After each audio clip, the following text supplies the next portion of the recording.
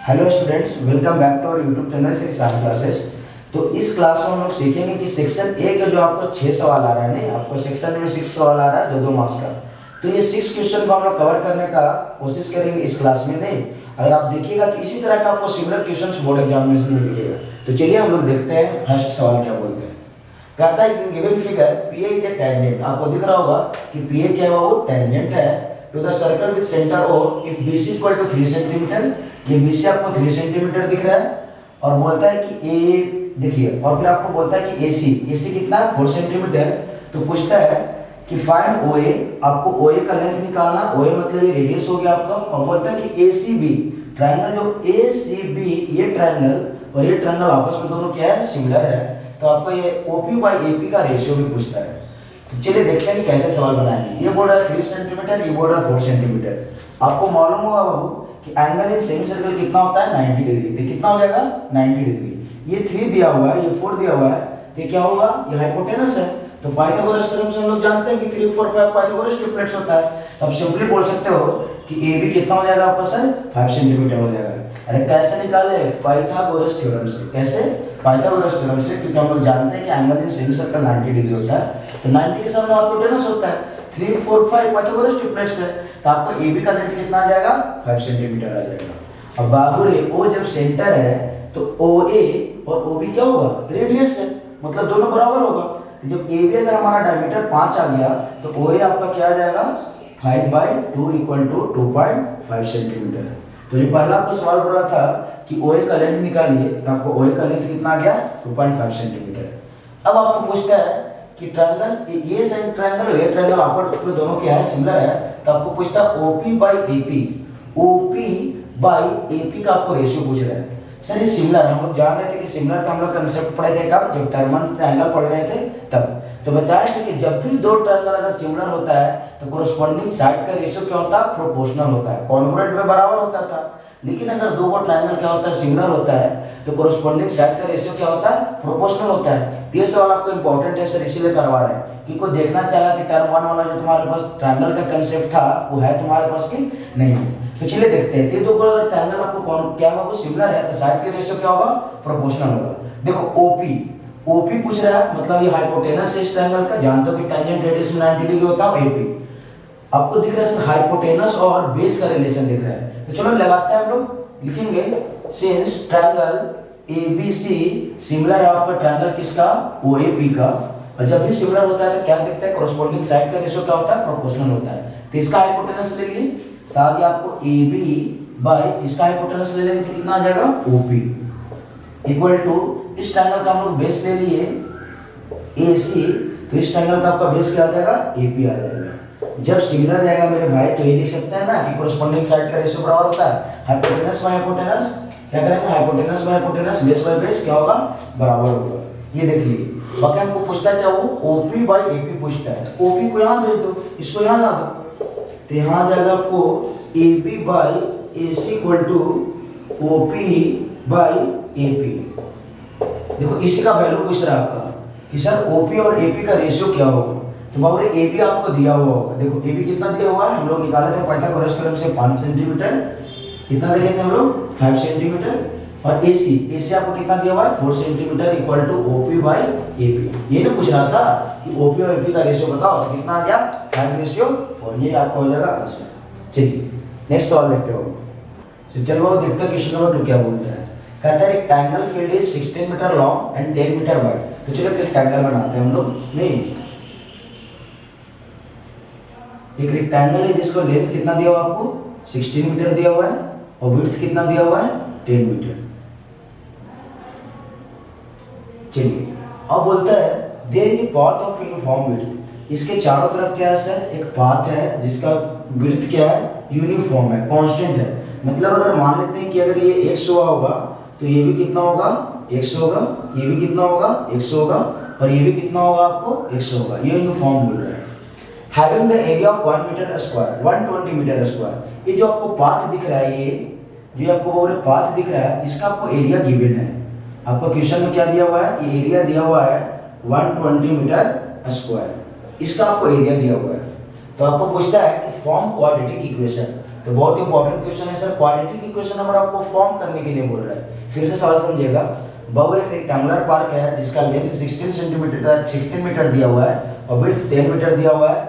इस rectangular field को चारों ओर क्या कर रहा है, एक यूनिफॉर्म विड्थ का पाथ बनाया हुआ है जिसका आपको एरिया दिया हुआ है। तो आपको क्वाड्रेटिक इक्वेशन फॉर्म करना है। तो चलो एरिया दिया हुआ है, अगर इसको देख लेते हैं कि ये लेंथ 16 है तो इधर भी x बढ़ गया, इधर भी x बढ़ गया। तो अगर हम लोग आउटर जो आपको पाथ का दिख रहा है लेंथ, कितना हो जाएगा वो, ये 16 प्लस 2x हो जाएगा, होगा ना। ये 16 था, ये x इधर बढ़ा, ये x इधर बढ़ा, तो याद है आपको कितना 16 प्लस 2x। और विड्थ को देखो ये 10 है, इधर भी x बढ़ा, इधर भी x बढ़ा, तो ये आ जाएगा आपको 10 प्लस 2x। कोई दिक्कत नहीं सर। आपको बोल रहा है कि एरिया दिया हुआ है किसका, एरिया दिया हुआ आपको पाथ का, मतलब एरिया ऑफ साइडेड रीजन दिया हुआ है। और हम लोग जानते हैं कि एरिया ऑफ साइडेड रीजन कैसे निकालेंगे, अगर बड़ा वाला रेक्टेंगल में से छोटा वाला रेक्टेंगल को अगर हम लोग एरिया को माइनस करते हैं तो एरिया ऑफ पाथ आ जाता है। लिख देंगे एरिया क्या है, वो बड़ा वाला रेक्टेंगल का एरिया में से छोटा वाला रेक्टेंगल के एरिया को क्या कर देंगे, माइनस कर देंगे। तो एरिया क्या होता है, L into B। लिखेंगे 16 plus 2x into 10 plus 2x, minus करना पड़ेगा कितना हम लोग, 16 इंटू 10।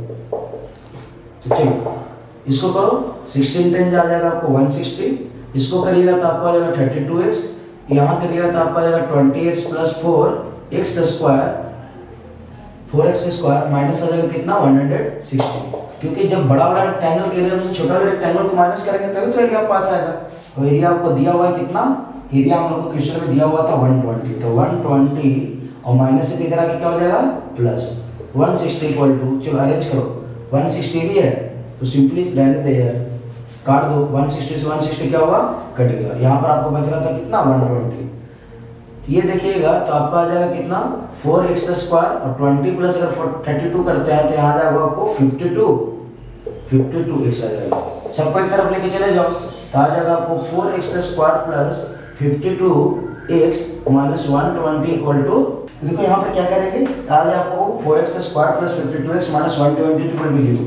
तो 4 कॉमन दिख रहा है तो 4 कॉमन निकाल दो, तो यहाँ आ जाएगा आपको x स्क्वायर, यहाँ आ जाएगा आपको 13x और 4 से करेगा तो आ जाएगा आपको कितना 30 इक्वल टू 0। यही आपको क्वाड्रेटिक इक्वेशन मिल गई है। चलिए तीसरा क्वेश्चन देखते हो कि क्या बोलता है। सवाल बोलता है कि find the sum of all natural number between 200 and 1502 which are exactly divisible by 3। Exactly divisible by 3 बोल रहा है। तो आगे तो आपने जब भी कुछ में बोला है कि इतना के इतना के बीच में नंबर का आपको सम निकालना है, आगे तो आपको सीक्वेंस होना चाहिए। तो देखो अगर हम लोग 3 से डिवाइड करते हैं थ्रू 200 को, तो 200 डिविजिबल है नहीं, आप चेक कर लेना। फर्स्ट नंबर कितना हो जाएगा आपको 201, 201 क्या होगा 3 से डिविजिबल होगा। सिमिलरली चलेगा कितना 3 ऐड करते चले जाओ, आ जाएगा 204।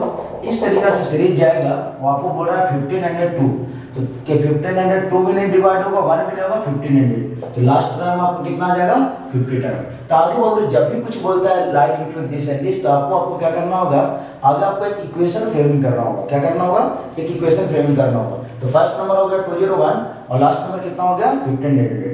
तो आगे हम लोग n निकाल लेंगे और n निकाल के सम को फॉर्मूला लगा देंगे। तो l दिया हुआ है तो l का फॉर्मूला सब निकाल लो, क्या n, l का फॉर्मूला होता है a + a - 1 * d। l आपको दिया हुआ है 1500 इक्वल टू a कितना दिया हुआ है 201 n - 1 इंटू d, d कितना दिख रहा है आपको 3, तो आ जाएगा आपको 1500 इक्वल टू 201 प्लस 3n - 3। तो ये आ गया आपको कितना 1500। 201 में से अगर तुम 93 को 201 में से अगर आप 93 को घटा दोगे तो कितना आ जाएगा 198, कितना आ जाएगा 198 इधर माइनस कर दो, 198 इक्वल टू 3 माइनस कर मेरे भाई, तो आपका आ जाएगा 1302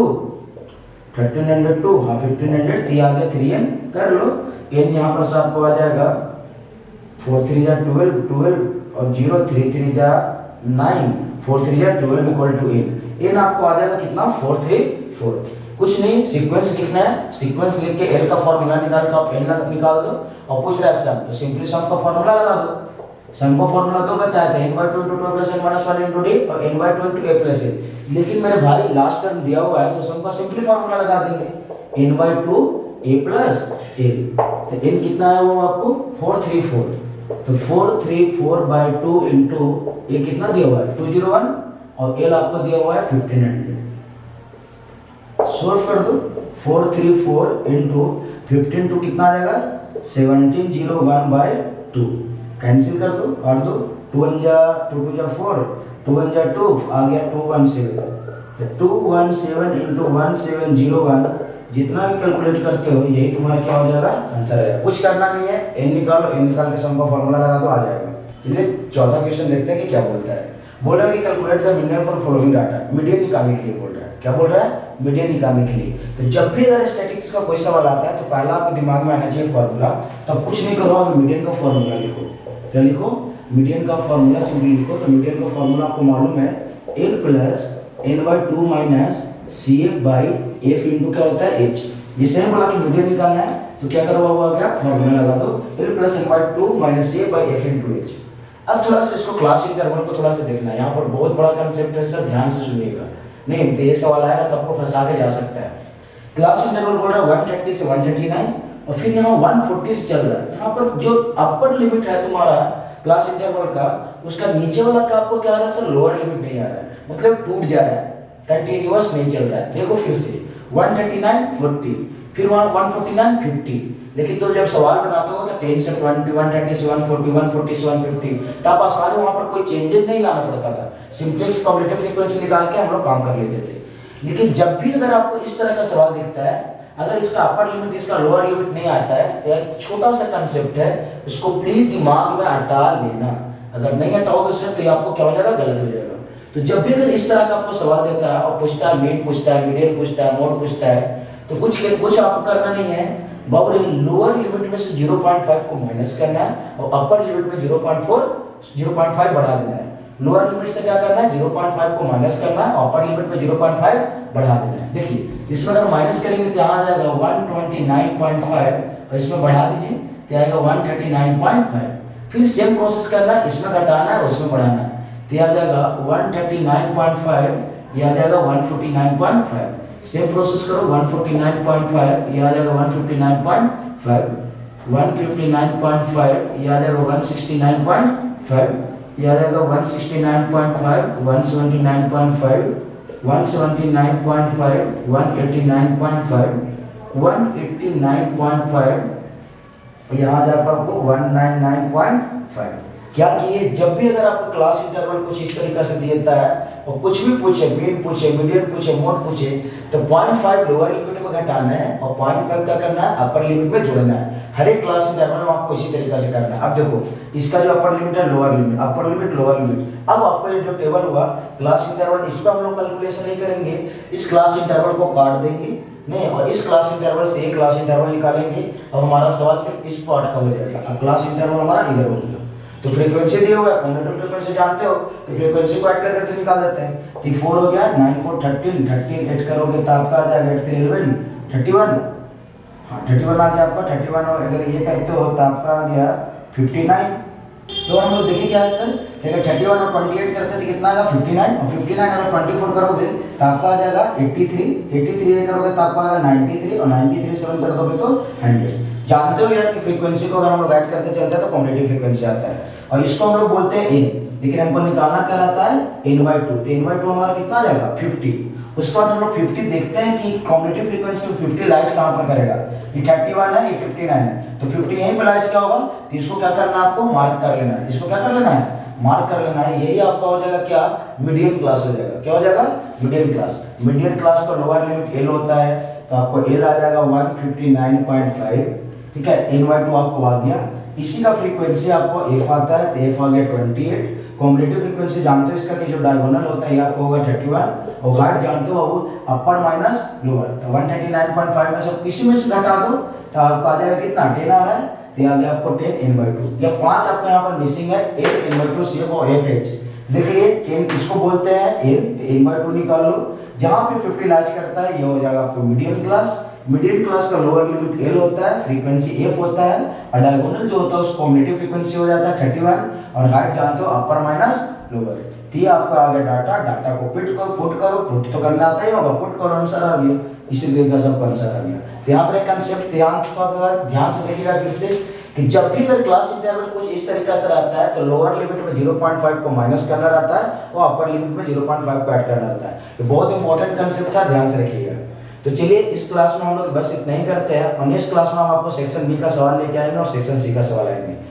तो थैंक यू, आज के लिए इतने, वो मिलते हैं नेक्स्ट क्लास में।